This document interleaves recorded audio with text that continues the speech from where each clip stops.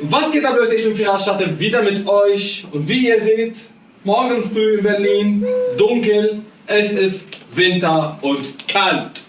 Deswegen muss unbedingt mein Bart 5 cm wachsen lassen. Aber ist immer, wenn Winter kommt, muss es nachdenken, wie schwer es ist, wenn du kein Fenster zumachen kannst. Als ich aus Syrien nach Türkei geflohen bin, war ich lange Zeit obdachlos und ich habe im Bad geschlafen. War mir kalt, genauso wie Ente im Gefrierschrank.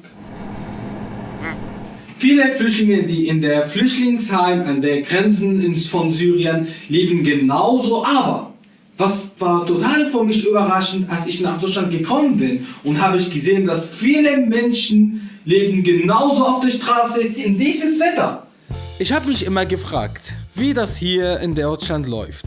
Wer sich um die Obdachlosen eigentlich kümmert. Haben die keine Familien überhaupt? Bin ich eingeladen worden, einmal mit einem Arzt mitzufahren. Der behandelt die Obdachlosen. Wo? Lass uns gucken. So Freunde, wir sind jetzt hinter der Arztmobilauto. Dort drinnen gibt es einen Arzt und wir gehen zur ersten Station. Mal sehen, ob dort Obdachlose gibt und mal sehen, was genau der Arzt machen will. Ich bin sehr gespannt. Das ist eine Aktion von der Caritas in meiner Stadt Berlin. Die fahren hier an Plätze, wo man Obdachlosen finden kann. Und sie bringen die Praxis gleich mit. Am Anfang haben wir noch nicht so viele Obdachlosen getroffen.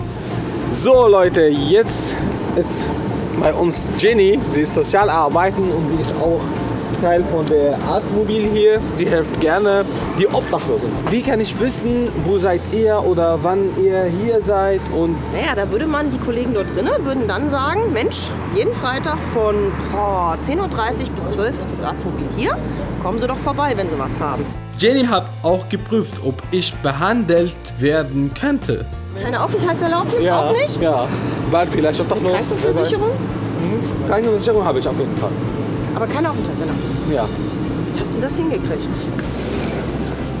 Hi!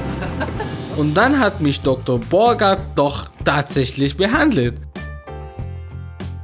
Ich finde das allererste, wir müssen ihm diese Nadel da ziehen. Wollte er meine Piercing-Notamputation machen. Aber dann hat es gereicht, meine Nase zu befestigen, damit die nicht abfällt. Aua, au. Zuschauer fragen sich, was macht der Arzt mit dieser armen Mann? Ich glaube, dieser Doktor ist genau wie ich. Der macht einfach viele Witze und viel Quatsch. Ich kriege Angst. Also. Das Sinnvolle an diesem Projekt finde ich, dass dieser Wagen besetzt ist mit einer Krankenschwester, einer Sozialarbeiterin und einem Arzt. Das heißt, es sind im Grunde ein ganz großes Spektrum abgedeckt. Ich war mal lange Leiter in einem Krankenhaus und da konnte ich Obdachlose nie behandeln. Da gab es immer große Auseinandersetzungen, weil die Kosten nicht gedeckt waren dafür.